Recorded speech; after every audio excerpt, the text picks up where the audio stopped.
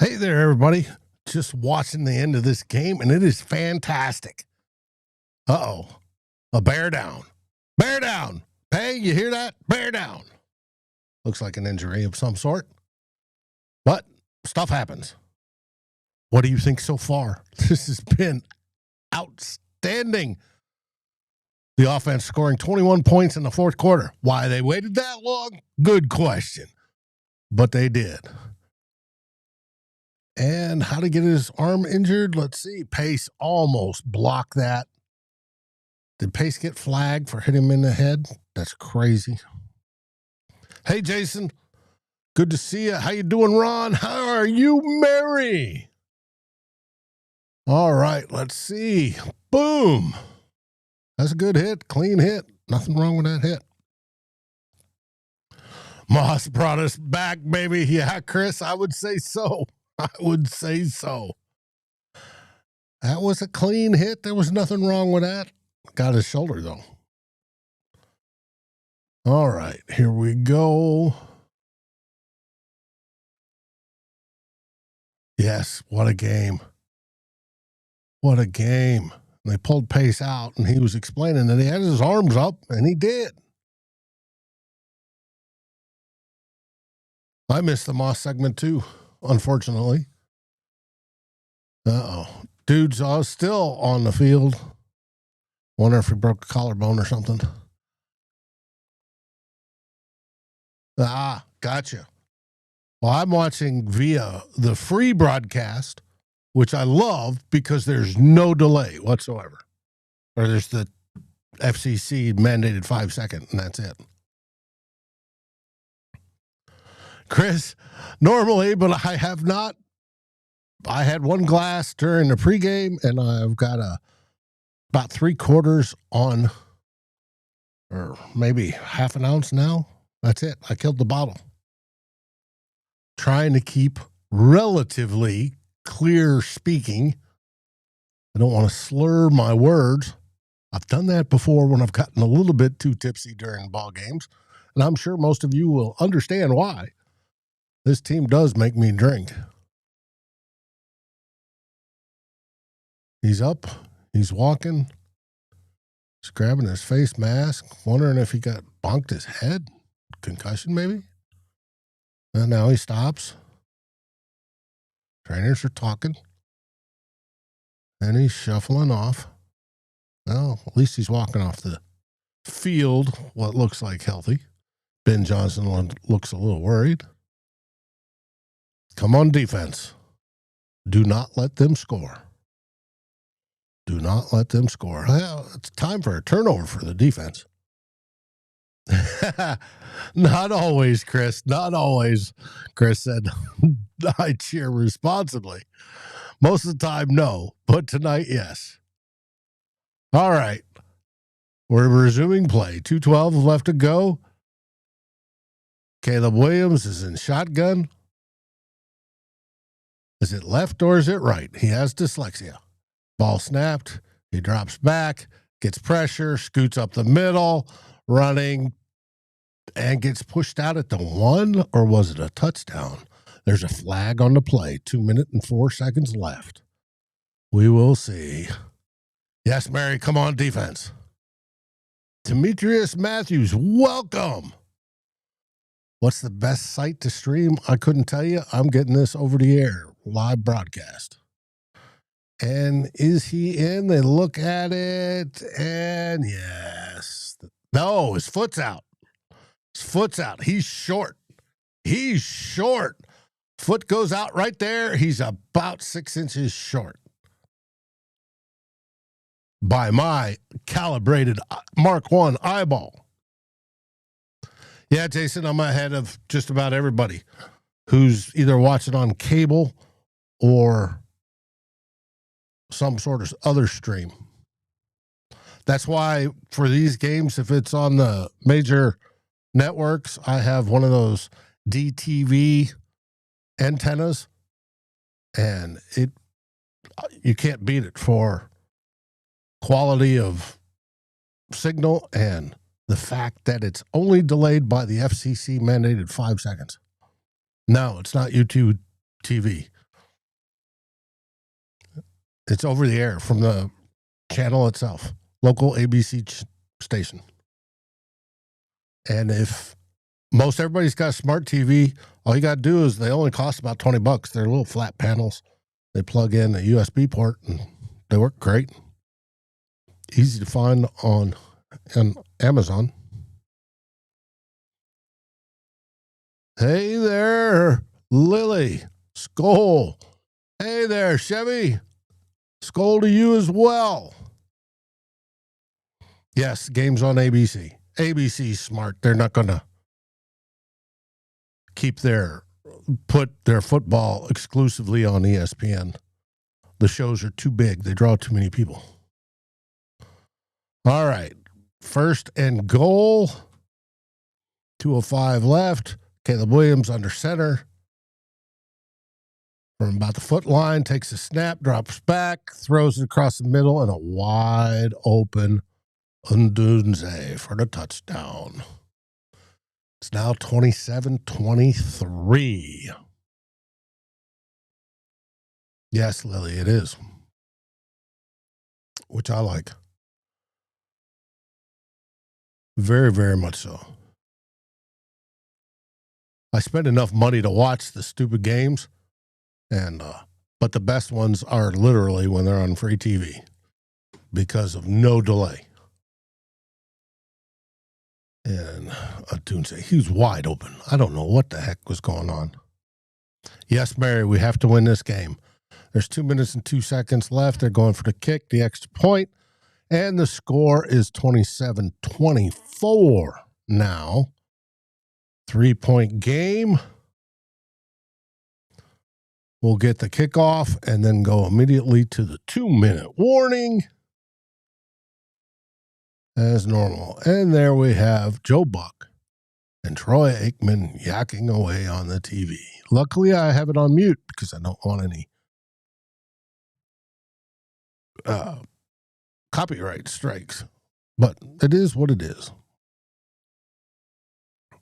All right.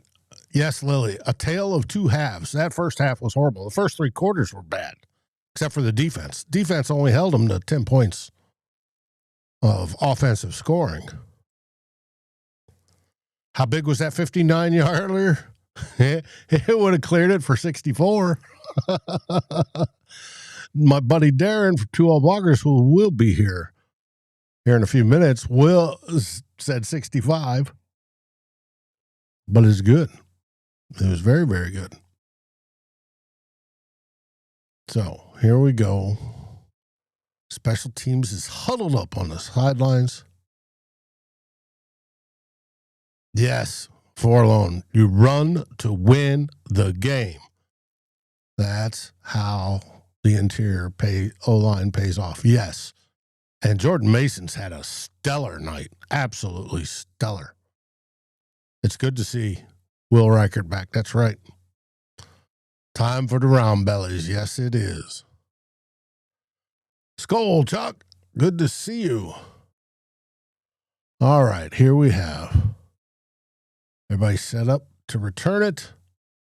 The ball is kicked way in the end zone. And Chandler brings it out. He's out to the 20. He's 25. And he gets to about the 26. Okay. He was a good 5 or 6 yards deep in there. Should have just let it blast through. My opinion, they would have gotten it on the 35. Maybe he wanted to burn some time. Why? Because we are now at the 2-minute warning.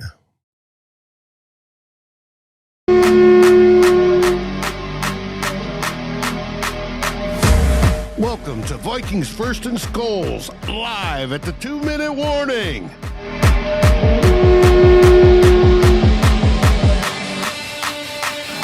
Next. And we're back, and I don't have Darren back yet, so I'm going to switch back the screens till everybody reports in tonight. We'll also have Tyler. Tyler will be a little bit late because he has to do a quick recording of a short for A to Z before he can come on over.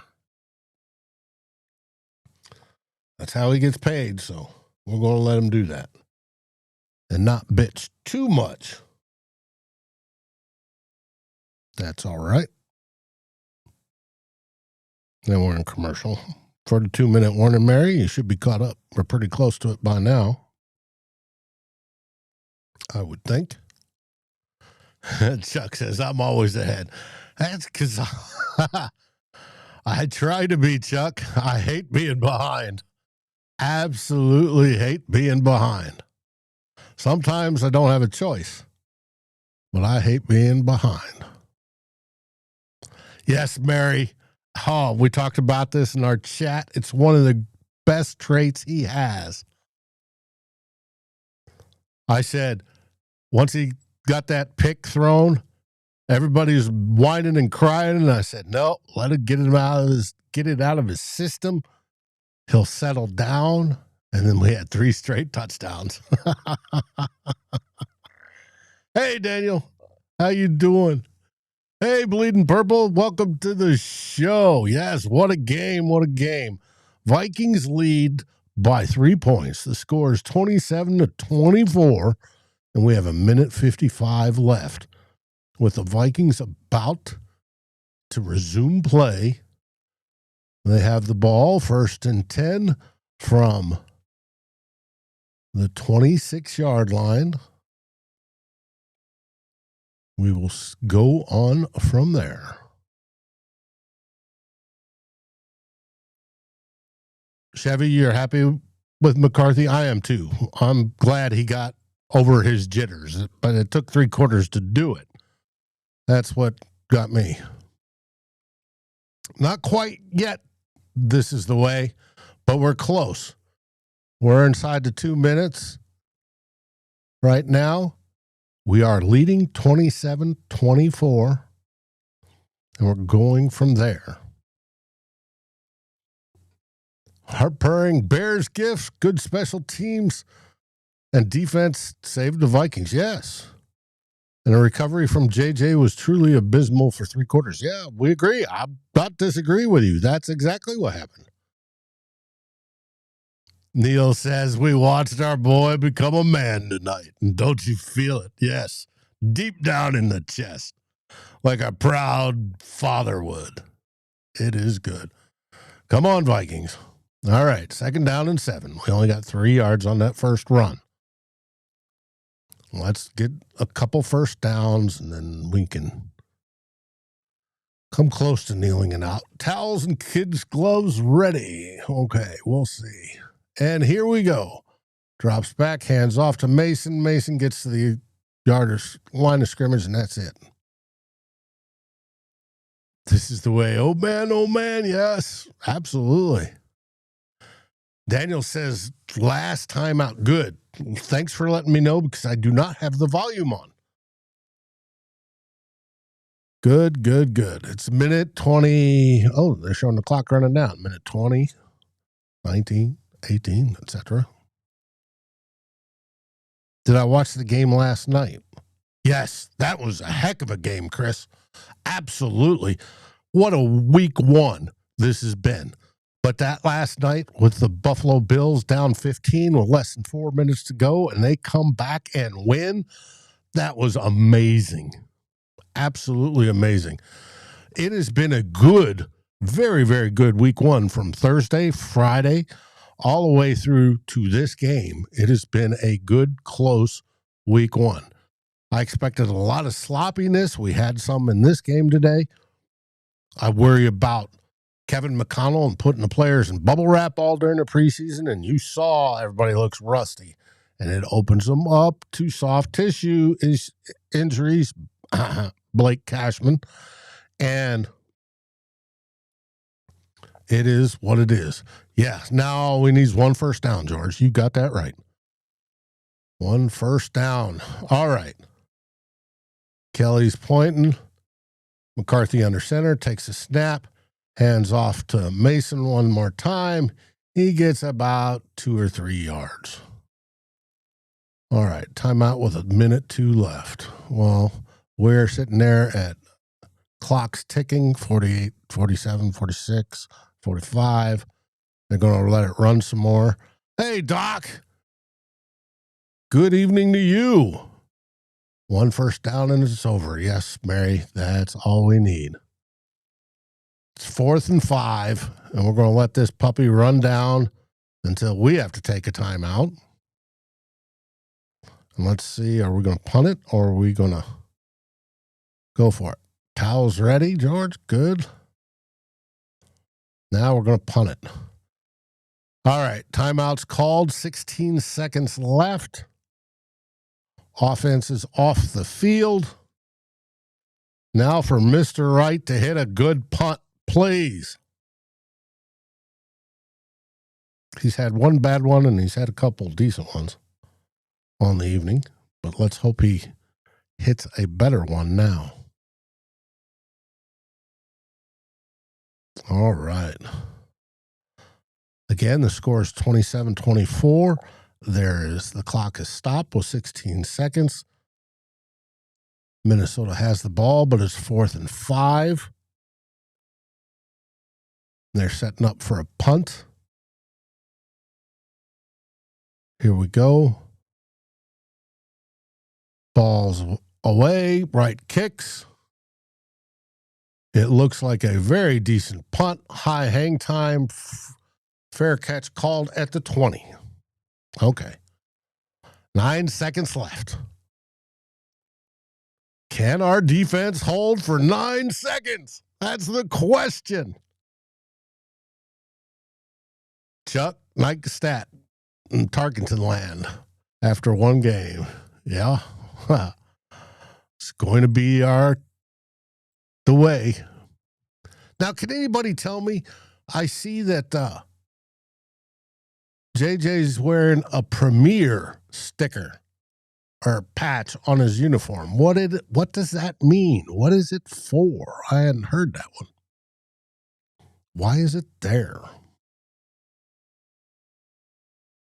All right. Bears. We've got 2 guys on the line. That's it. Ball snapped. It was a bungled snap. There's flags everywhere. He gets maybe half a yard. Still 5 seconds on the clock. Wonder if they even started it. All right. And a penalty, illegal shift on the Bears. Marching backwards. All we need is to stop. That's right. That's just it. We got to eat up 5 seconds and the game's ours. 5 seconds and the game is ours. Mary's warned her neighbors. Get ready. Oh, yes. Well, I'm down in my bunker, so I'm not worried. George pouting towels ready for Caleb. Yes. Oh, they're doing the dipsy-do. And another one. Boom, done. Boom, done. And the game is over. Vikings win. Vikings win. Vikings win. Your Minnesota Vikings defeat the Chicago Bears 27-24 and start at the top of the NFC North with the Cheese Weasels at 1-0. That's right. Your Minnesota Vikings start 1-0. First win is in the books, and we all love to see that. And the post-game celebration is starting. What a night. You got that right, Chuck. Absolutely, what a night. Couldn't believe it. Hey, Forlorn, yes, SKOL. You got that right. Absolutely. W on the board. Let's go. Yes. And Chris, yes, he threw he threw 2 touchdowns and ran for 1. So, Daniel's Stone Cold Beer Bath. Hey, that works. And if you're talking about Stone IPA, I'd take it too. Sounds really, really good. All right. Chuck says he's pretty sure the first pick that Ryan Clark got all week long. Okay. Trying to get everything situated here on my computer so I can read stuff. All right. We got more comments. JJ taking care of business. Absolutely, George. This is the way. I'm going to brag about this tomorrow at work. As well you should.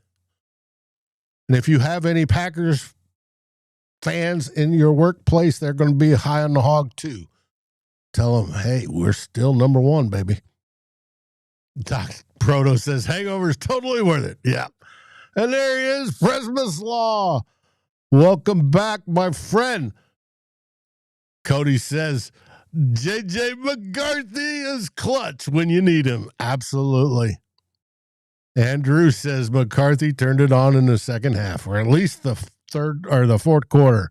I'll give him that. Kyrian, oh my God, what?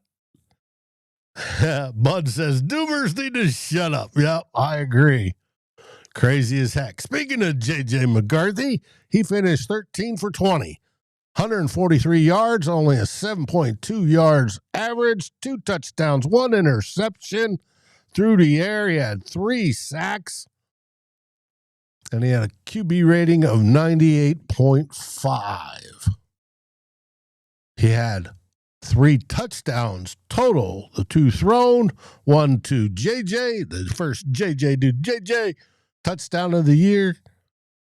And the other one was to, I'm trying to remember. It was to That's rushing, passing was to Aaron Jones. That's right. Aaron Jones down the right sideline, catching the ball about the 2. And Chuck says, and he joins Steve Young in that column. 2 Hall of Fame stat sharing. Gimme 2 HOF stat sharing. Gimme all that Kool-Aid. Yes. Sean says, nothing like the Vikings ripping my soul out of my body and resurrecting me in the fourth quarter. You got that right. Sure felt like it, didn't it? Or ever when chips are down, JJ shows up. Absolutely daggers. Winner, winner, and hot towels for Williams. Very athletic QB. He is that. And gives our D's fits. They did, but they only held him to 10 points the majority of the game, scoring-wise. Happy we stuck with number 9. Yes, you guys have a heck of a baller. Thank you. He could have folded and give up, kept on fighting.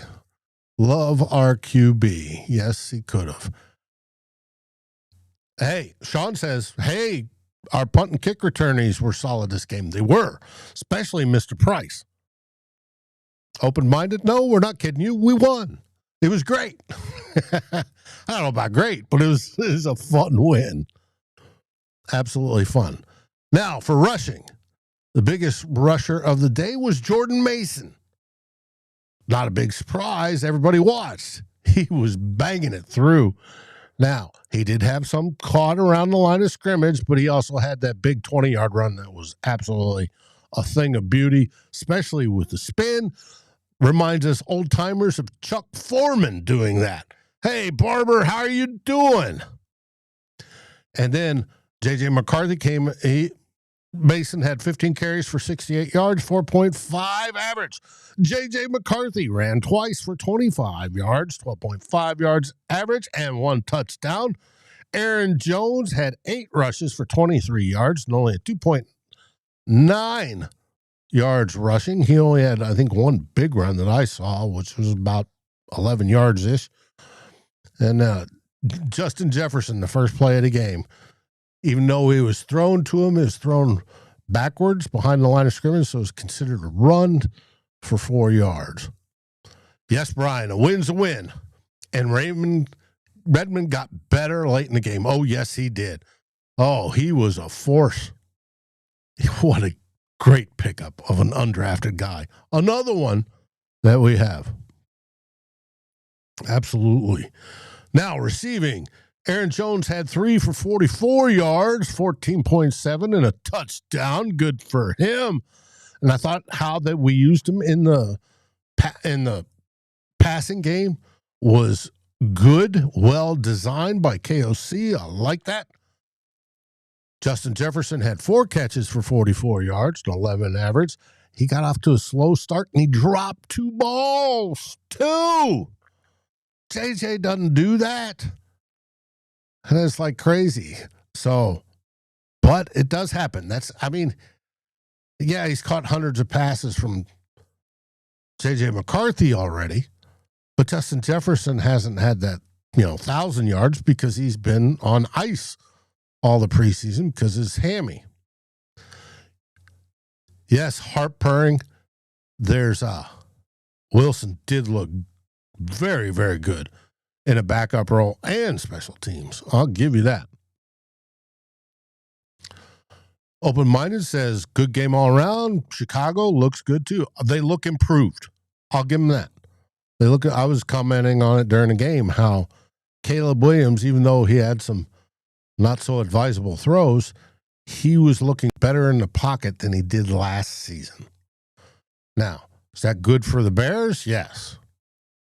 I still think it's not going to mean nothing, but we'll find out.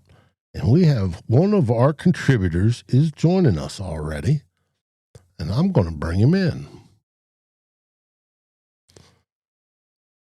He should be sleeping, but his adrenaline is all too high. Jonas, how are things over in Germany, my friend? Yeah, I'm not sure if I made any friends today because, you might notice in the background that it's new. I have a new place to live, and therefore I also have new neighbors who aren't used to me maybe being a little bit louder during some nights. And this was definitely a game that made me be a little bit louder, and therefore, yeah, they might have heard me. I'm not sure. Okay. I'll see if I get some comments the next few days. Well, first off, what time is it there? It's 5:42 a.m. When do you have to be at work? That's a little bit flexible, so that's one of the reasons I'm able to be here. So I will be able to get at least, I would say, 2, maybe 3 hours of sleep. So that's good for me. But yeah, it's not gonna be much. All right, let me bring Jonas back in.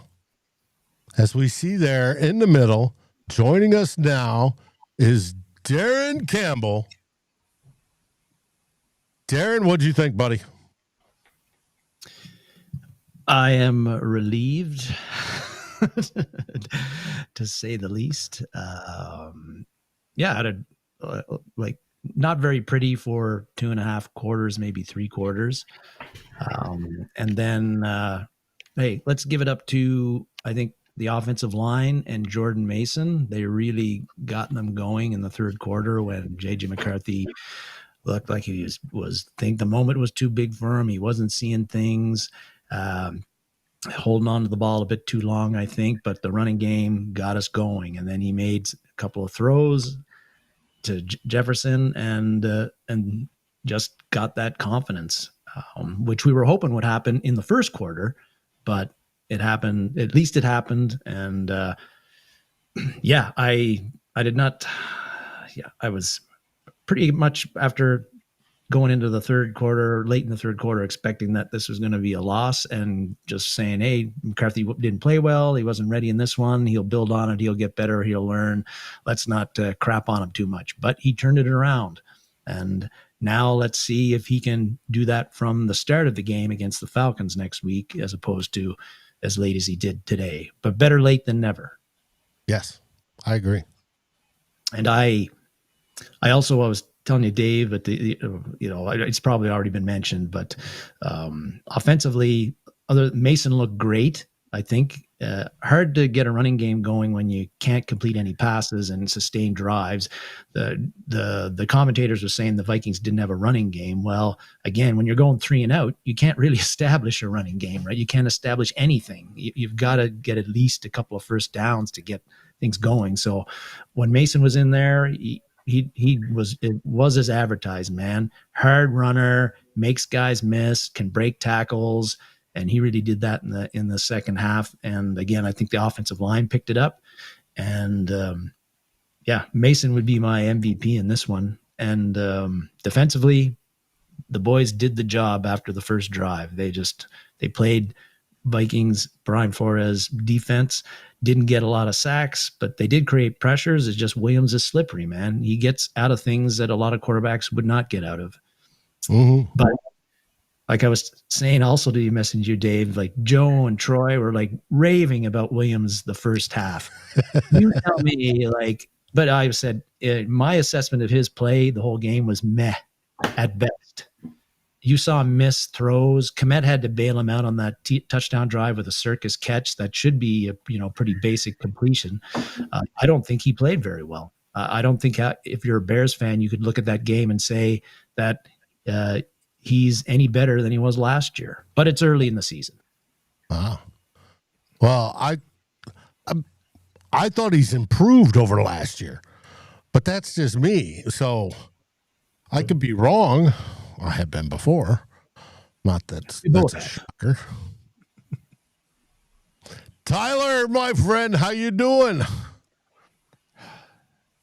Man, I didn't realize we went to Six Flags tonight. What an odd football game. Where are you guys at with talking about this? I don't want to repeat a bunch of points. Well, we want to hear from what you thought. Okay. I thought JJ McCarthy sucked for a while. It was weird because he wasn't necessarily overwhelmed by the big stage, but his processing was slow. It felt like he was overwhelmed by the speed of the game, and he was just a tick slow. And I felt like throughout the course of the game that improved. He got more comfortable and he started to get into his zone. And I think Kevin O'Connell deserves a lot of credit because he could have just turtled the game plan. He could have looked at this and be like, okay, McCarthy's just not it right now. We need to call a different style of game. We need to be a lot more conservative. We need to throw a lot of yak stuff and just let everybody else take over. He didn't do that. He stayed within what I believe the game plan was, and they just kept attacking. They leaned a little more on the run game than they did early. Jordan Mason was fantastic, and McCarthy just stepped up in a big way. It felt like that deep out to Justin Jefferson was like the real unlock point because he ripped that ball to Jalen Nailor on that over. But after that seed to Jefferson, it felt like he was like, all right, I'm in this. This is my game now. And he took it and ran with it. I would be remiss, though. The absolute star of the game was Brian Flores. What a performance from him. He called a phenomenal game. And it didn't feel like it. From my perspective, like they played a bunch of man. They played a bunch of man match and zone. They were giving Caleb all kinds of looks. And they made him earn every single yard. Every one. And kudos to Caleb Williams. Early on, he earned them all. He was incredibly mobile in the pocket. And mobility is weird because Dan Marino is really mobile, but only in the pocket. Same with guys like Ben Roethlisberger and Tom Brady. They do a great job of just slithering away from pressure. And Williams was awesome. He was forcing the Vikings to just look like Looney Tunes trying to take him down. But then he wasn't always able to convert that with attacking down the field. And consistently, the Vikings were able to impact the pocket. They were able to impact Williams. And that manifested later in sacks. That manifested later in incompletions. And they kept it up, and they kept it up, and it worked. Were there warts on defense? Sure. I would still like a little bit more from the cornerback room. I thought Jeff Okudah on that third down got lost when Olamide Zaccheaus was just going in motion. He did that slow motion to the left and then sprinted back to the right. And Okudah was like in a daze for a second. He's like, huh? And then all of a sudden, he woke up like Sean Penn in Fast Times at Ridgemont High, and he was too late to get there, and it was an easy first down completion. Stuff like that will need to get ironed out, but what a game by Flores. If he doesn't call this great of a game, JJ McCarthy doesn't have the opportunity to feel like this game is close enough to win, and maybe you don't. But he was the star of the show, and there's going to be so much talk about McCarthy, and rightfully so, because of that up and down performance. Brian Flores won this football game, and I tip my hat to him. Now, I thought the defense started out a little slow, but they cranked up in the second half like nobody's business. One of the tough parts, though, Dave, and we talked about this a lot, you didn't know what was going to come over with Ben Johnson. You were going against a brand new offense. You think they're going to do a lot of the stuff that they did with Jared Goff, but Caleb Williams is not a Jared Goff kind of quarterback. So what is it going to look like? How are they going to use some of this stuff? And you saw some of the initial stuff early. You saw a lot of the quick hitters. They did get a couple of those blitz beaters. The throw to DJ Moore over the middle of the field, the slant route, I believe might have also been to DJ Moore. The one to Colston Loveland, I think was just mesh, but they did a lot of that kind of stuff, which you saw a lot in that Detroit Lions offense. So the problem was you didn't know what it was going to look like. A lot of that offense, was it a mandate by what Dan Campbell wanted, or was it really what Ben Johnson wanted to do? Or was it just something where this is what I got, I'm going to maximize it with Jared Goff? And he did a great job of it. So going in blind, I think really hurt the Vikings initially. And I think it was going to hurt any DC initially because you just don't know. And they made some really good adjustments. Jalen Redmond, I thought, had a phenomenal game. He was getting penetration. He was holding up at the point of attack. He showed why the Vikings traded away Harrison Phillips. And I'm so excited for the All-22 tomorrow because I just want to watch Jalen Redmond. Everybody's going to watch McCarthy. I want to watch that D-line. Hey, I saw Turner in there causing pressure sometimes too. And you know what? I saw a couple reps. One really stood out to me. It was a run play. DeAndre Swift, and he was trying to go in the B gap on the left side. Turner would not get moved by Braxton Jones. He held up at the point of attack. And I thought that was a very, very telling moment for what we're going to get from Turner this year, because he came into the NFL without an NFL body.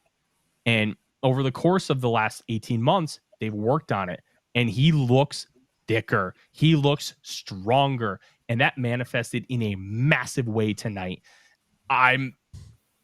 McCarthy's going to get all the PR, and rightfully so. He's the quarterback. He's a rookie, first start, and he had a tremendous fourth quarter. But Brian Flores won this game. And I'm going to bang that drum. Second-year player, so first starting. Yeah, absolutely. Did I say rookie? You said rookie. A rookie in experience, but not a rookie in the brain. Yeah, you're right. Man, I just can't get over how good Brian Flores was tonight. I'm sorry. Well, he was. What do you think, Jonas? Was Brian Flores the star of the show?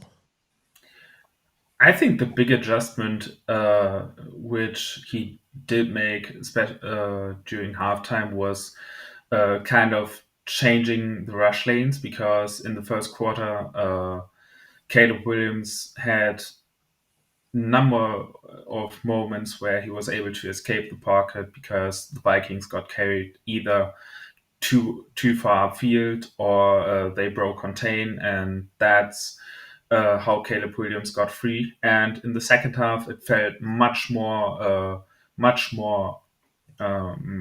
disciplined the way they played it. They just kind of tried to squeeze the pocket in.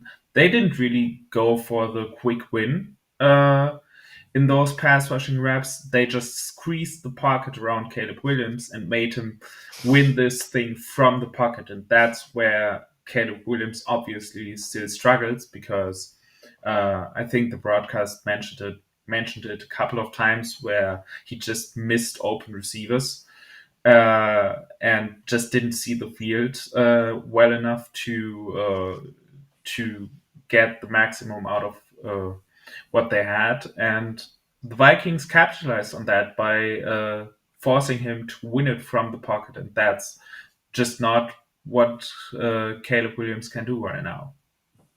Well, we had 2 sacks, the defense did, all from the same person, Javon Hargrave.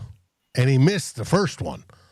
How he didn't get it and how Caleb Williams wormed out of that one was... I think that was Jonathan Allen. Allen had one where he had 2 big arms on him, and he somehow got around away his from ankles, and then he squirted out. All right, that was Allen. But Hargrave got 2. Caleb Williams. He was so good at that all night. Yeah, he was slippery. Now, I want to bring up something that the chat has brought up. SKOL as the backup left tackle. Well, but they're saying we need a better backup tackle. Well, where are they? Like, it's either Walter Rouse or nobody, right? Like, everybody's backup tackle is not good, I don't think. Like, is not somebody you want to be starting a game on the road or any length of games, right? That's just the reality of it. SKOL was brought in. He has starting experience. He got beat a couple of times. But did you notice him much in the fourth quarter when we were scoring 3 touchdowns? A couple times getting beat. I still saw him a few times, and I do think the Vikings, if Darisaw isn't playing, and I actually think he's gonna play in week 2. I think a big part why he wasn't out there today was the field conditions on Soldier Field. After the couple of concerts that they had on that turf, they just didn't want to risk it, I think. 5 of them. Yeah. And so I think we're going to see Darisaw next week.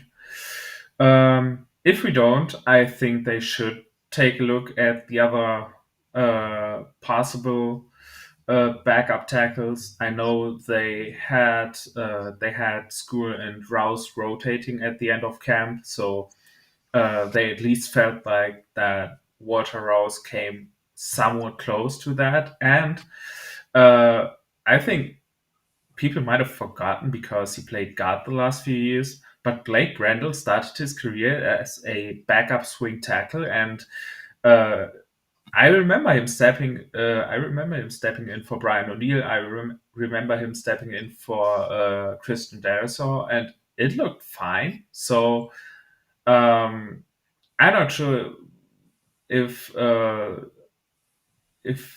this is an option, because maybe they changed his body type a little bit, made him put on some weight for him to play guard. Like, that's something I don't know, but if that tape from early in his career is any indication, he should be better than what we saw today from Justin SKOL. So at least they should consider it. And I think they did, because in preseason they also had Brandel work at tackle. So they aren't really sold on Justin SKOL. And if there's any kind of continued absence by any one of the other offensive tackles, I think they're going to take a hard look at the other alternatives after this game. Well, Darisaw practiced fully the last couple of days, didn't he? Last few days of the week, yeah. I feel like we know the Vikings were pretty cautious with Hawkinson and bringing him back last year. Same type of injury here. When you also factor in the turf issues or concerns at Soldier Field, maybe they felt caution just here, and we'll maybe wait to get him in when we get him back home on the better turf. Although the turf didn't seem to be an issue tonight, but I saw it coming up in chunks, and then there was their defender that pulled up lame. Yeah, that was right. Cramps. He got back in the game. I didn't see a whole lot of slipping otherwise, and I was Cashman got back in? Not Cashman. No. He was talking about Nation Wright, who pulled up with some cramps. They said at some point in the fourth quarter that Cashman had a hamstring and he was ruled out for the game, so he never came back in. And Thank you, Anthony. And not great news that he had a hamstring injury, because we know that's something that could keep him out if it's serious. 3+ weeks, yeah. And 8 games maybe. Mm-hmm. I think there is a chance with this medical staff that Cashman doesn't see the field again until they play the Eagles in week 7. That's obviously going a little too far and beyond, but look at what they did with Jefferson. Jefferson's a different kind of player, but they're very cautious with soft tissue injuries. Would not shock me. That would be a big loss, but I will say Eric Wilson was pretty solid in his place. Now, Yes, do you want Eric Wilson to be in the full game plan? But, okay. Breaking, Kevin O'Connell's now speaking to the media. He told JJ McCarthy at halftime, "You are going to bring us back to win this game." And he says the look in his eye was just fantastic. Can't wait to see the Vikings post the post-game video speech from O'Connell on this one. That's going to be good. That's cool. Trying to think of what else Hopefully they had the camera going during halftime if we told them that. Guys, was I crazy? Dave, I mentioned this too. Was I crazy? But I thought TJ Hawkinson blocked really well tonight when he had to, not just on that running play on McCarthy, but there were other instances where I'm saying, Jesus, like Mason broke off a few runs and Hawkinson's in there doing the dirty work along with Josh Oliver. And that is, hey, maybe this is the way it's going to be for a while, boys, where, McCarthy doesn't, is throwing like 200 yards, maybe a little bit more, but we get Mason going and maybe we get Jones going a bit more and we lean on that offensive line. And the running game actually is a big reason why the offense is functioning. Just kind of like some people thought might happen early on with McCarthy, easing McCarthy into it and him getting used to the speed of the game and all of that sort of stuff. I think you got to play really good defense for that to work too, and the Vikings did tonight. Right? No, I wouldn't doubt that in the slightest, and especially as, like I said, the receivers seem rusty. Justin Jefferson dropped 2 balls, and who else dropped one? TJ Hawkinson. I don't think either one of those from Jefferson will be considered a drop, like when like PFF releases their data. Because catches he normally makes, though. I think that's a fair thing. It's catches that he would normally make, but I don't think it'll be classified as a drop per se. And there was another one. It was either Adam Thielen or TJ Hawkinson. It wasn't Adam Thielen. Thielen got. Yeah. Is it a drop though? Because when you see the replay, Stevenson did reach around and knock the ball out of, like he didn't secure it. It's probably going to be a drop, but Stevenson did make a play on the ball and a pretty good play for the position he was on. So when you look at it a second time, normally Thielen hangs on to that, but it wasn't like he just dropped it. Mm-hmm. Mm-hmm. I do want to give one more shout out for sure. How about Miles Price? How about him? How about Miles Price? What an interesting player, because when the Vikings signed him, because he was like an after the UDFA class kind of signing him. I think they signed him around Memorial Day. It's like, okay. He was fine at Texas Tech. He was fine at Indiana, but he's more of like a not super twitchy kind of slot receiver. It's like, all right, he's just the camp body. And then all of a sudden he rips off a couple returns. And it's like, oh, did we just have a guy win the return job? And then he rips off one against Titans. Like, yep, we just had a guy win the return job. And he makes the final 53. He stays on it. And he had 4 punt returns for 68 yards, 2 kick returns for 49, which that's pretty average for a kick return. But 17 yards a clip, punt returns, that's huge. That's fantastic. If you can just get any kind of constant when it comes to punt returns, just catching the ball and moving forward, that rocks. I think that's great. And you have a guy who might be like a weapon for you, because 17 yards can completely flip the field. It can take you from the 20-yard line to almost a 40. And then all of a sudden you get 2 first downs. You're in field goal range. Like, those little things are so important. And why I always beat the drum. And Dave, you've heard me talk about this a lot. I don't think superstars win titles. The back end of your roster wins and loses titles because those players don't play much. And if they make a big mistake, it can cost you a title. And a guy like Miles Price, if you play well, those plays will end up over the course of time. Consistent good plays will win you a title faster than Justin Jefferson making the same amount of those plays. And that's not an insult to Jefferson. The back end of the roster guys, it's like the law of averages. You make one bad play out of 3, it's different than one bad play out of 63. Mm-hmm. And if you can continue to have these kind of plays from Price, it's going to be huge down the line. I think Shaq, it's not just O'Neal calls them the others, right? In basketball, he said he wouldn't have won any championships without the others. You need those role guys to do their thing. And I think, especially if we talk about the second half turnaround, it's not just Miles Price. It was like the whole special teams unit. They had an abysmal first half. They had bad returns. Their kick returns got stopped like inside the 20 or 25, which doesn't happen this often anymore because of the new kickoff rules. And on the other hand, Devin Duvernay was running circles around our coverage units. Then Ryan Wright had a bad punt, and like almost all special teams plays, with the exceptions of obviously the 2 field goals, were pretty bad in the first half. And they did a complete 180 in the second half. They won almost every special teams rep in the second half. The Bears' returns did go nowhere. They had big special teams tackles by Ty Felton, who popped on one of them, I think. And yeah, the Vikings coverage units really got their stuff together, and obviously the return game was really, really good, and was a big part of setting up the Vikings and in positions where they got to win it. Then there was also the block punt.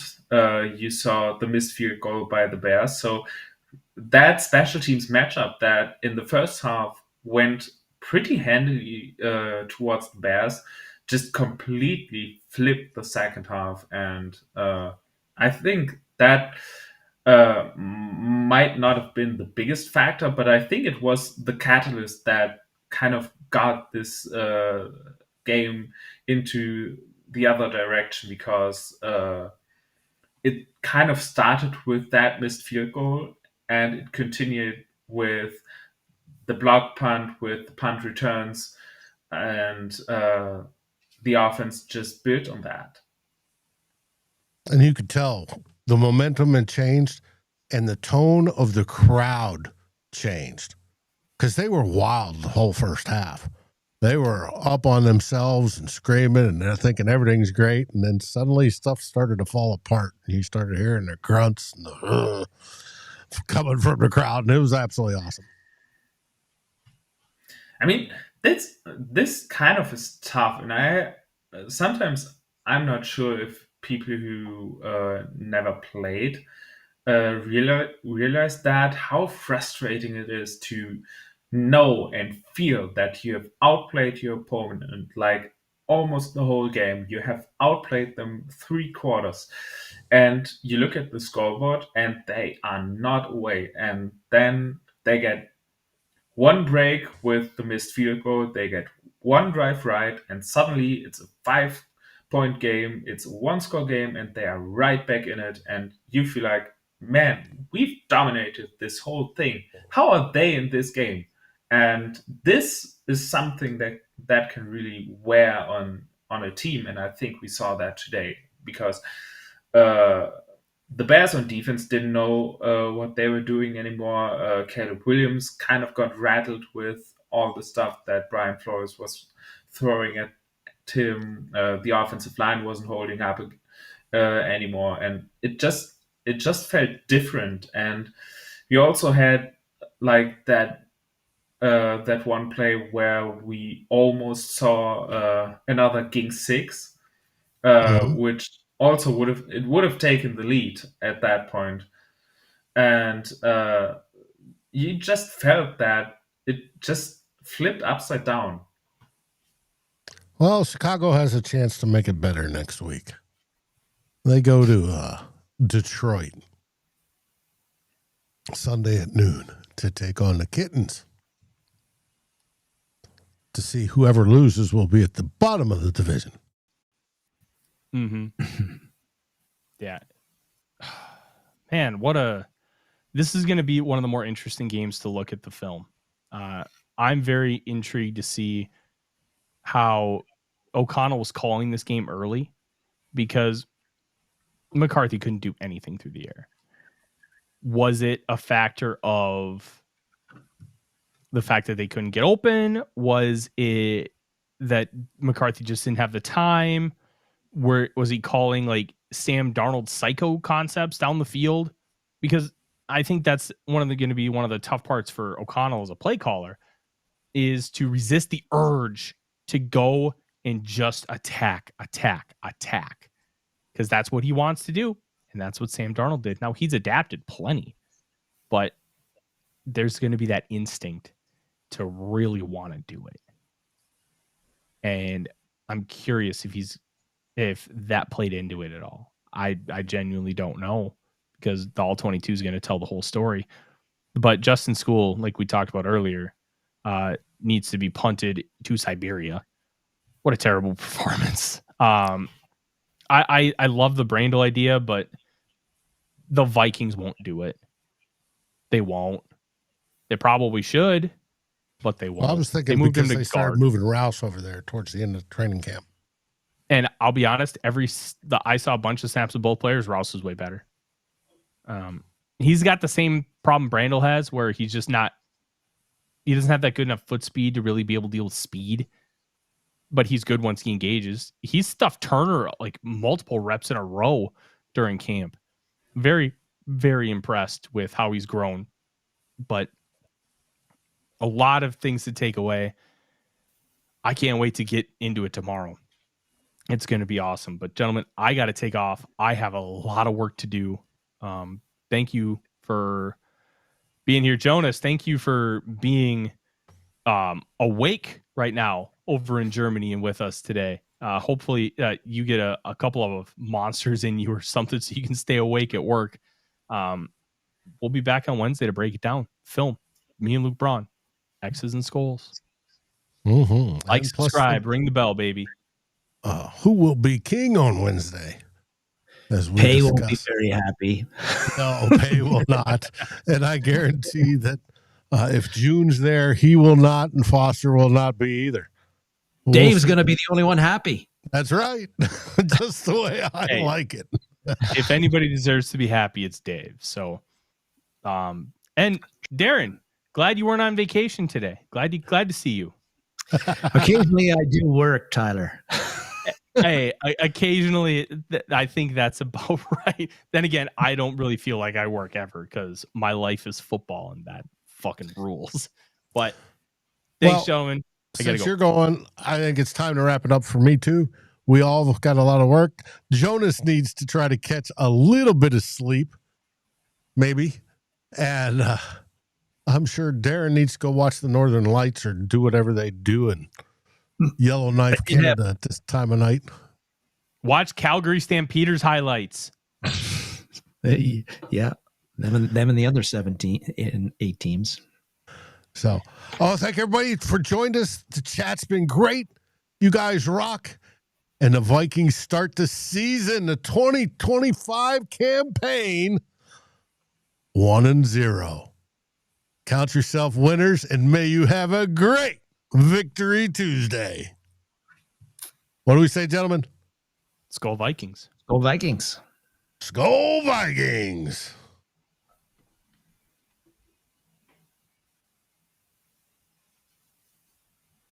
Thanks for watching. Please like, subscribe, and ring the bell, and share this episode with your friends and even your enemies. We'd love it. Thanks for watching Vikings First and SKOL. We are part of the Fans First Sports Network, and we appreciate each and every one of you. SKOL.